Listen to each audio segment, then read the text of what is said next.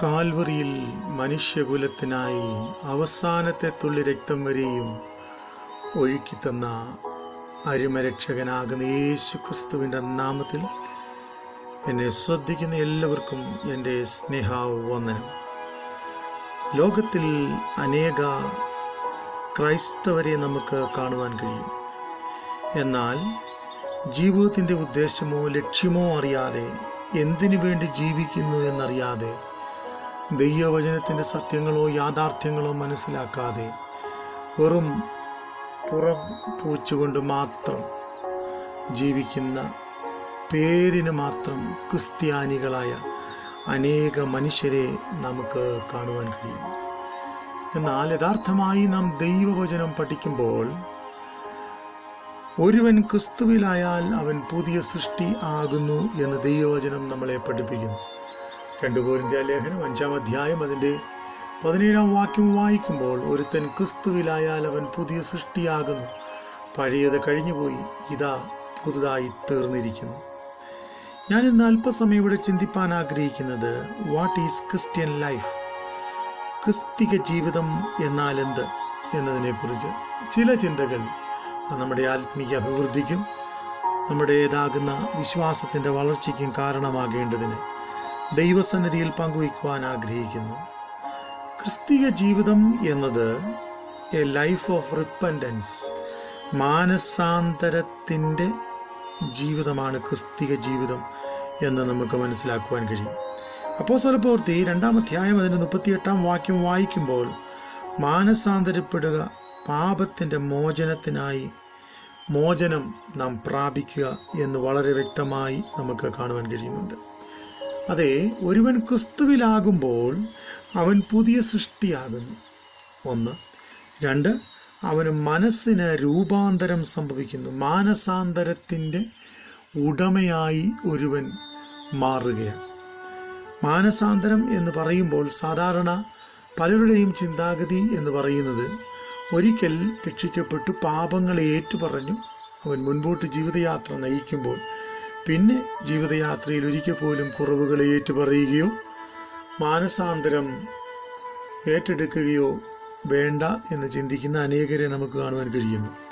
എന്നാൽ ദൈവവചനം പഠിക്കുമ്പോൾ ഓരോ ദിവസവും പുതുക്കമുള്ളവരായി ക്രിസ്തുവിൻ്റെ വരവിനോട് അല്ലെങ്കിൽ ദൈവരാജ്യത്തോട് താദാമ്യം പ്രാപിച്ച് പൊരുത്തമുള്ളവരായി വിശ്വാസത്തിൽ മുൻപോട്ട് പോകുക എന്നതിനാണ് മാനസാന്തരത്തെക്കുറിച്ച് വലിയ പ്രാധാന്യമുള്ളതായി നമുക്ക് കാണുവാൻ കഴിയുന്നു.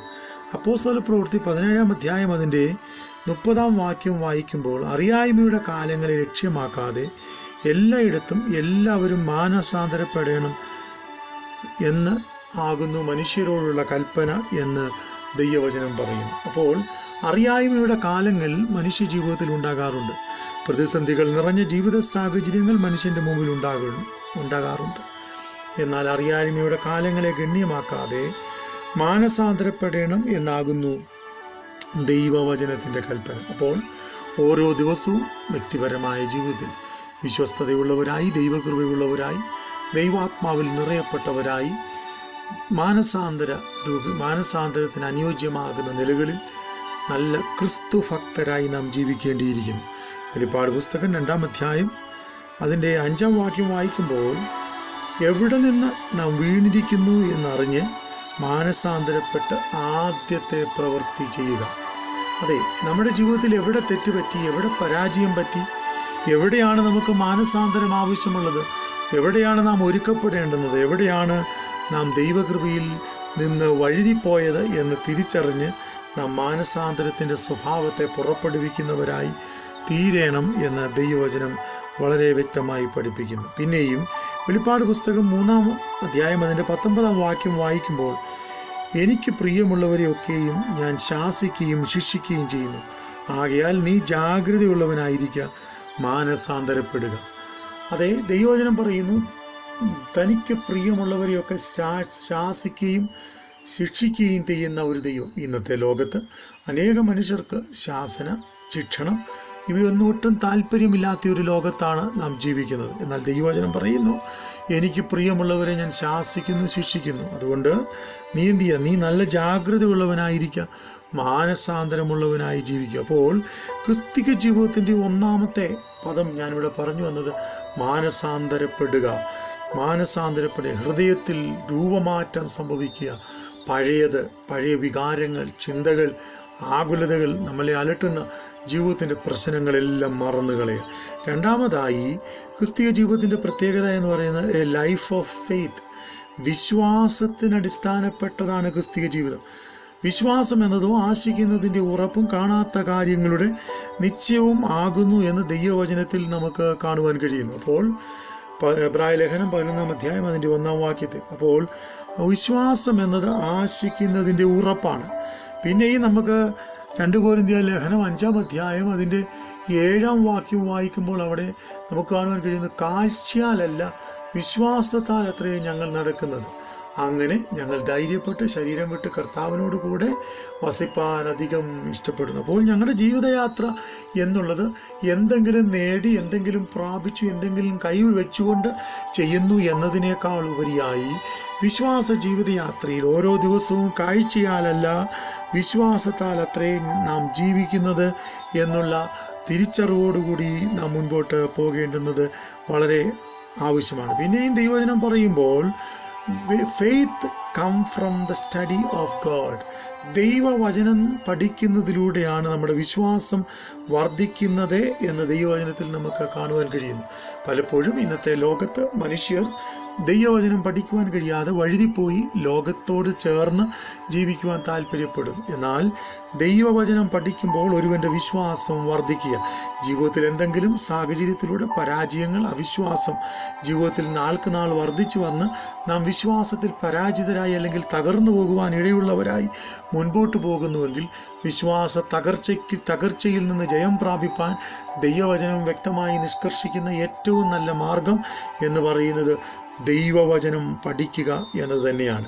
മൂന്നാമതായി ക്രിസ്തീയ വിശ്വാസത്തിൻ്റെ അടിത്തറയിൽ ജീവിക്കുന്ന ഒരു വ്യക്തിയെ സംബന്ധിച്ചിടത്തോളം ലൈഫ് ഓഫ് ഗോഡ്സ് വർക്ക്. ദൈവവചനത്തെ അടിസ്ഥാനപ്പെടുത്തി ദൈവസന്നിധിയിൽ ജീവിക്കുക എന്നതാണ് നമുക്ക് കാണുവാൻ കഴിയുന്നത്. അതിന് 1 കൊരിന്ത്യർ ലേഖനം 15-ാം അധ്യായം അതിൻ്റെ 58-ാം വാക്യം വായിക്കുമ്പോൾ അവിടെ നമ്മൾ ഇങ്ങനെ കാണുന്നു: ആകയാൽ എൻ്റെ പ്രിയ സഹോദരന്മാരെ, നിങ്ങൾ ഉറപ്പുള്ളവരും കുലുങ്ങാത്തവരും നിങ്ങളുടെ പ്രയത്നം കർത്താവിൽ വ്യർത്ഥമല്ല എന്നറിഞ്ഞിരിക്കാൻ കർത്താവിൻ്റെ വേലയിൽ എപ്പോഴും വർദ്ധിച്ചു വരുന്നവരും ആകുവിൻ. അപ്പോൾ നാം ചെയ്യുന്ന ദൈവനാമത്തിനു വേണ്ടി ഒരു പാത്രം തണ്ണീർ കൊടുത്താൽ അതിനും വിലയുണ്ടെന്ന് മനസ്സിലാക്കിക്കൊണ്ട് നമ്മുടെ വേല വിശ്വസ്തയോടുകൂടി ചെയ്തു തീർപ്പാൻ നാം തയ്യാറാകേണ്ടിയിരിക്കുന്നു. അതുകൊണ്ടാണ് ആകയാൽ എൻ്റെ പ്രിയ സഹോദരന്മാരെ, നിങ്ങൾ ഉറപ്പുള്ളവരായി കുലുങ്ങാത്തവരായി നമ്മുടെ പ്രയത്നം കർത്താവിൽ വ്യർത്ഥമല്ല എന്ന് തിരിച്ചറിഞ്ഞ് കർത്താവിൻ്റെ വേലയിൽ എപ്പോഴും വർദ്ധിച്ചു വരുന്നവരാകുവീൻ എന്ന് ദൈവവചനം പറയുന്നു. അപ്പോൾ ആത്മീക ജീവിതത്തിൽ ദൈവവേലയിൽ വർദ്ധിച്ചു വരുന്നവരായി ഒരു ക്രിസ്ത്യാനി ജീവിക്കേണ്ടതാണ്. നാലാമതായി ഞാനിവിടെ പറയാൻ കഴിയുന്നത്, ദൈവഭൈതലായി അല്ലെങ്കിൽ വിശ്വാസിയായി ഒരു ക്രിസ്ത്യാനിയായി ജീവിക്കുമ്പോൾ ഫ്രീ ഫ്രം ദ ഫിയർ, ഭയത്തിൽ നിന്ന് വിട്ടൊഴിഞ്ഞുള്ള ഒരു ജീവിതം. അതേ, ഭയത്തിൽ നിന്ന് വിട്ടൊഴിഞ്ഞ് ജീവിക്കുക എന്നത് ദൈവവചനം വളരെ വ്യക്തമായി അനുശാസിക്കുന്നു. പിന്നെയും മത്തായിയുടെ സുവിശേഷം 18-ാം അധ്യായം അതിൻ്റെ 28 മുതൽ 31 വരെയുള്ള വാക്യങ്ങൾ വായിക്കുമ്പോൾ ദൈവവചനത്തിൽ നമുക്കിങ്ങനെ കാണുവാൻ കഴിയുന്നു: fear not, I am with you. എന്താണ്? നീ ഭയപ്പെടേണ്ട, ഞാൻ നിന്നോട് കൂടെയുണ്ട്. നീ ഭ്രമിച്ചു നോക്കേണ്ട, ഞാൻ നിന്റെ ദൈവമാകുന്നു എന്ന് അബ്രഹാമിനോട് ദൈവം പറയുന്നു. അപ്പോൾ ഭയപ്പെടേണ്ട. ജീവിതത്തിൽ നിർണായകമാകുന്ന പ്രതിസന്ധികൾ കടന്നു വരും, കഷ്ടങ്ങൾ കടന്നു വരും, ആരും സഹായിപ്പാനില്ലാത്ത ജീവിതത്തിൻ്റെ മേടുകൾ കടന്നു വരും. എന്നാൽ ഫിയർ നോട്ട്, ഞാനും നിങ്ങളും ഭയപ്പെടേണ്ടുന്ന കാര്യമില്ല. പിന്നെ എന്താണ് നാം ചെയ്യേണ്ടുന്നത്? We have to keep our confidence on our heavenly father. നമ്മളുടെ സ്വർഗസ്ഥനാകുന്ന പിതാവിങ്കിലേക്ക് നമ്മുടെ വിശ്വാസത്തെ വെച്ചുകൊണ്ട് ദൈവവചനത്തിൽ കാണുന്നത് പോലെ അപ്പോസ്തലനാകുന്ന പൗലോസ് പറയുകയാണ്: ഞാൻ ആരെ വിശ്വസിക്കുന്നു എന്നറിയുന്നു, അവൻ എൻ്റെ ഉപനിധി, ആ ദൈവം എന്നെ നടത്തുവാൻ ശക്തനാണ്. അതേ, പഴയ നിയമത്തിൽ ദാനിയേൽ പ്രവചനത്തിൽ ചന്ദ്രക്, മേശക്, അബേദ്നെഗോ ആദിയായവരൊക്കെ നമുക്ക് കാണുവാൻ കഴിയുന്നത് തീയുടെ മുമ്പിൽ ഭയപ്പെടാതെ ദൈവത്തിൽ വിശ്വസിച്ചു. അപ്പോൾ what is Christian life? Christian life എന്ന് പറയുമ്പോൾ ഒന്നാമതായി ഞാൻ പറഞ്ഞത് Christian life is A repentance life. രണ്ടാമതായി ഞാൻ പറഞ്ഞത് ലൈഫ് ഓഫ് ഫെയ്ത്ത്, വിശ്വാസത്തിൻ്റെ യാത്രയാണ്. മൂന്നാമതായി ഞാൻ പറഞ്ഞത് ലൈഫ് ഓഫ് ഗോഡ്സ് വർക്ക്, ദൈവ വേല ചെയ്യുന്ന ഒരു പ്രവൃത്തിയാണ്.